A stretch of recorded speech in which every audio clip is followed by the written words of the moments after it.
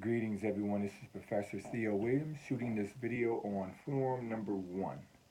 Hope you enjoying yourselves thus far in this class. I'm going to keep things rocking and rolling.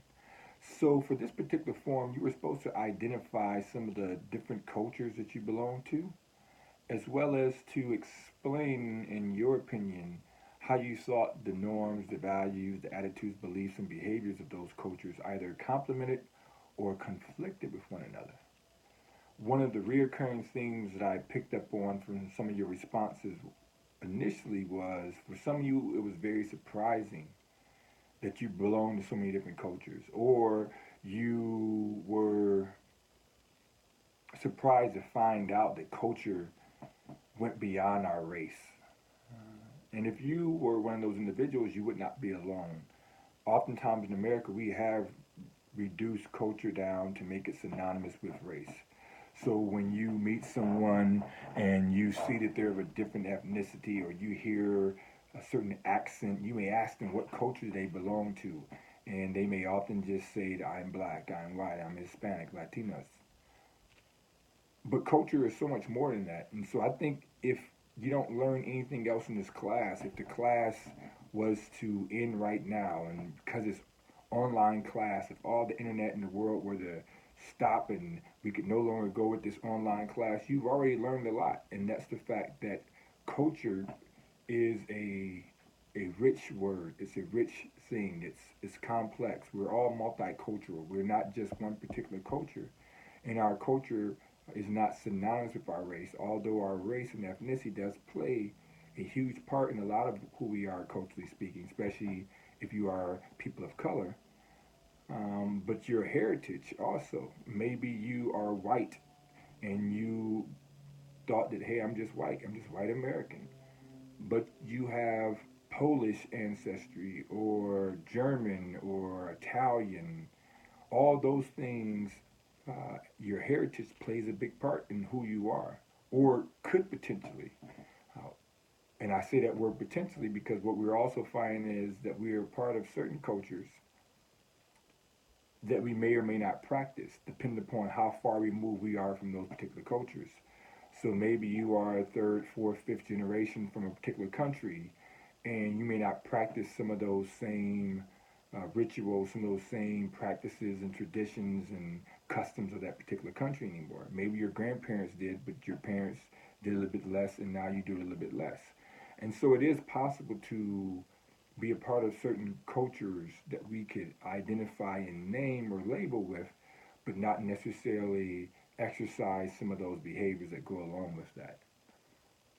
So that was an eye opener for a lot of you, just realizing that there's more to culture than what we previously thought, and that we're all multicultural. We all belong to multiple cultures. We can't just be defined by who we are in one particular aspect, but who we are in the whole of who we are.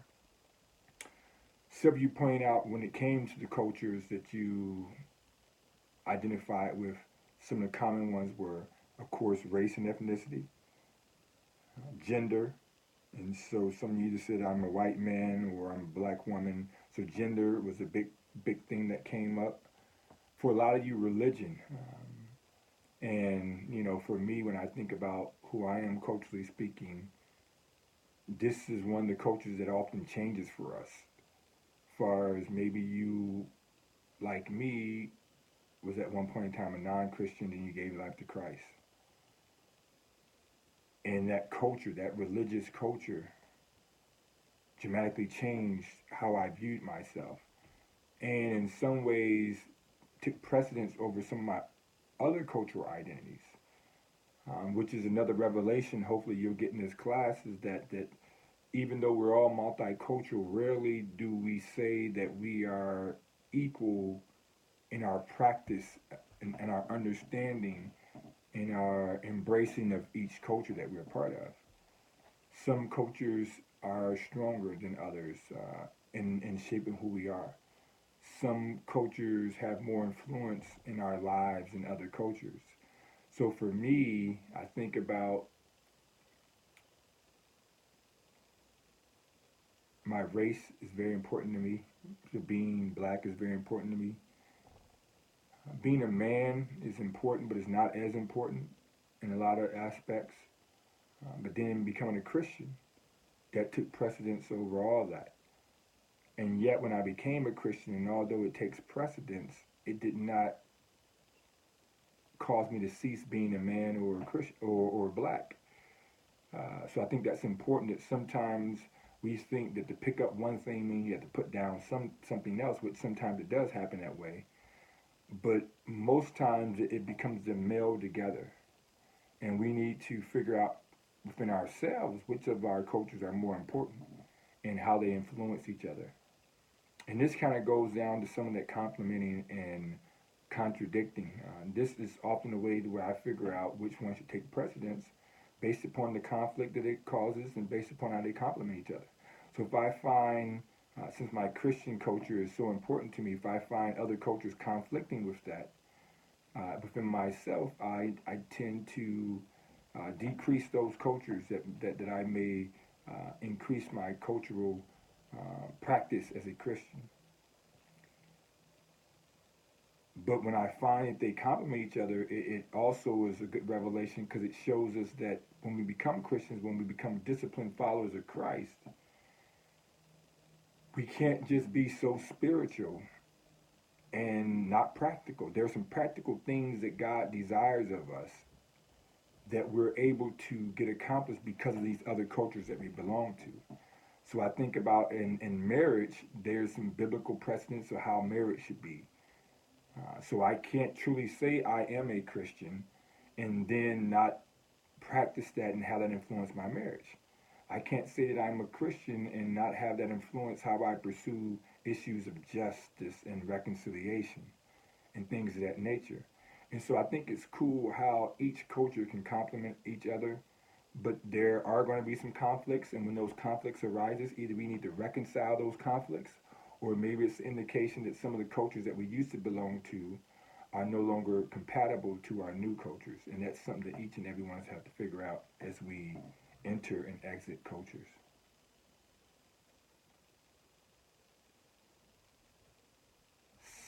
Some of your responses also dealt with how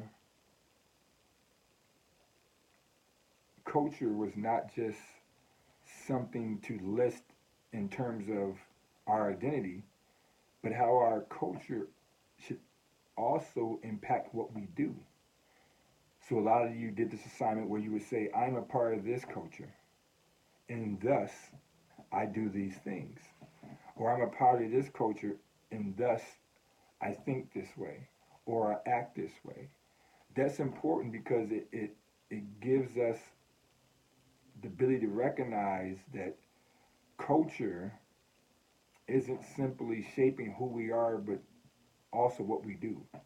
Because it shapes our values, our attitudes, our beliefs, which is a lot of who we are on the inside, but it also shapes our behaviors. And so one of the evidences or indications that we are walking in a particular cultural identity is that our behaviors will be very common to the norms of that particular identity.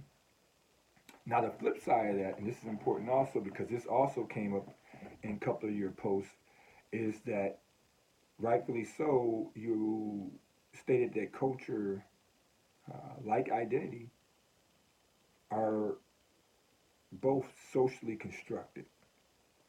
It's not biological. It's what society has deemed the norms for a particular culture.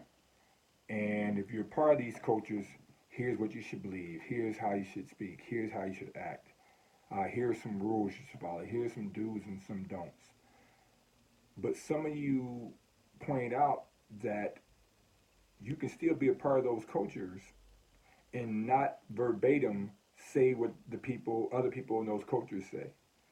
That you can be a part of a particular culture but not act like everyone from that particular culture.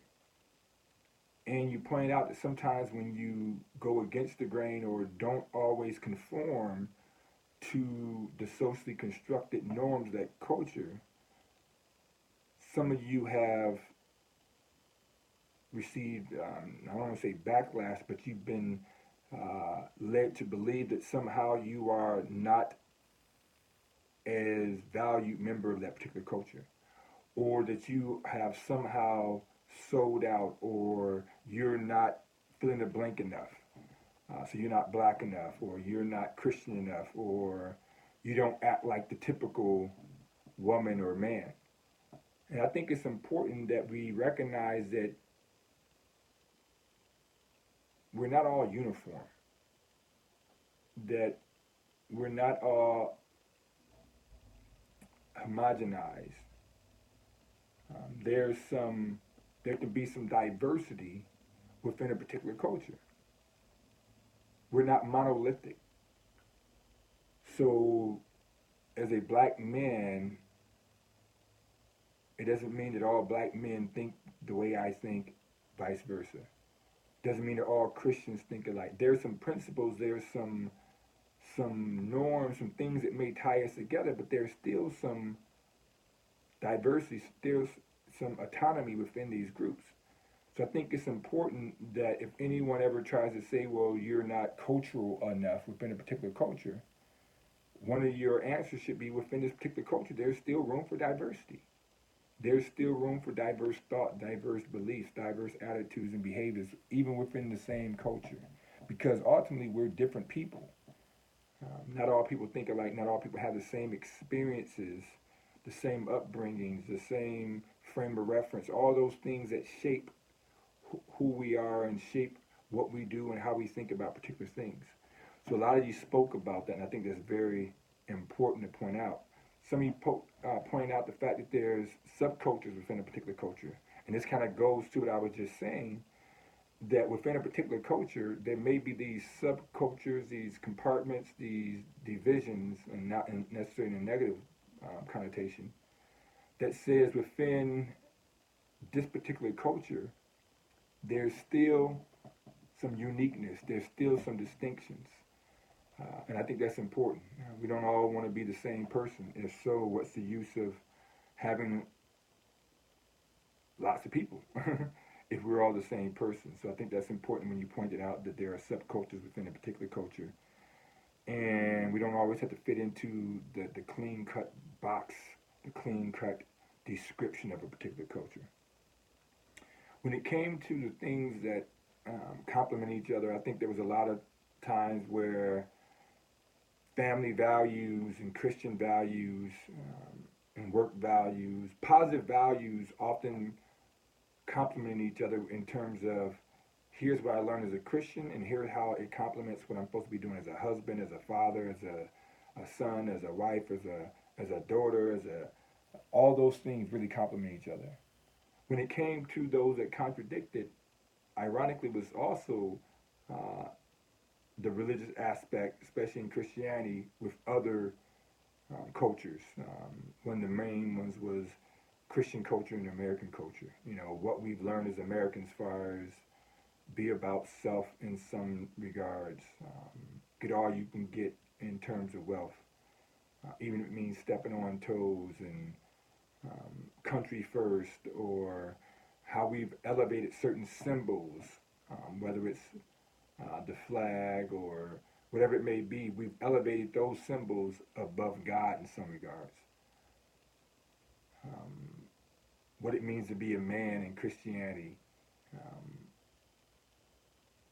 in the world, in America especially, be tough, um, be, don't show emotion, be strong, all those things, and then in my Christian walk, be a little bit more compassionate, be a little bit more vulnerable, prefer others to yourself. So there can be some things that contradict, and once again, when those things contradict, we can either reconcile those two things together and say, okay, yeah, I see how they contradict, but these two things can be worked out, or depending upon the nature and the extent and degree of the contradiction, there may be a dying to self in one regards in order to elevate the other. And so, as a Christian, I've had to put off a lot of things I've learned as far as what it means to be a man, or what it means to be an American, or what it means to be in the workplace, and try dog eat dog world and get as much money as you can and hoard it all up and things of that nature. And so, in all our cultures, there's going to be some things that complement, there's going to be some things that contradict, there's going to be some overlap. So it's not clear cut, I'm black, I'm Christian, I'm a husband. Sometimes there's some overlap. But I think most importantly, it's that we recognize that we are a culmination, an amalgamation of a lot of different cultures. So whenever we find ourselves looking at a person and just seeing them as one thing, or whenever we're in a situation when someone only sees us as one thing, I think it's important that we recognize that there's more to that person than just what we see. There's more to us than just what they see. There's more to us than what we see ourselves. We are multicultural. We are a rich individual, complex, made up of a lot of cultures, made up of a lot of experiences. And I think the more we recognize it, it's going to help us in intercultural communication because we're going to see others that same way. We're not just going to look at their race. We're not just going to look at their gender. We're not just going to look at their religious affiliation. But we're going to look at the whole of who they are. And I think that's important as we go forward. Well, I hope you've all enjoyed this video on form number 1. I look forward to reading your papers. I'll shoot you out a reminder as far as those papers are concerned. If you have any questions or comments about the papers, please email me, as well as continue to look ahead to, we are currently on form number 2, and so there's PowerPoints on those chapters as well as the MP3, and also this week you're working on quiz number 1. And as a reminder, you can use your notes, but I wouldn't say don't study it all and just try to pull out your notes. You just won't have enough time that way.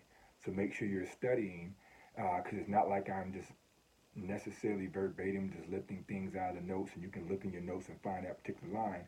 That may be something like that for a fill in the blank, but there may be some scenarios where I say this person has done this, and then based upon this information, you can figure those things out. And so I don't want you just to regurgitate the information. I want you to learn the information to be able to apply it. Well, have a blessed day. Take care.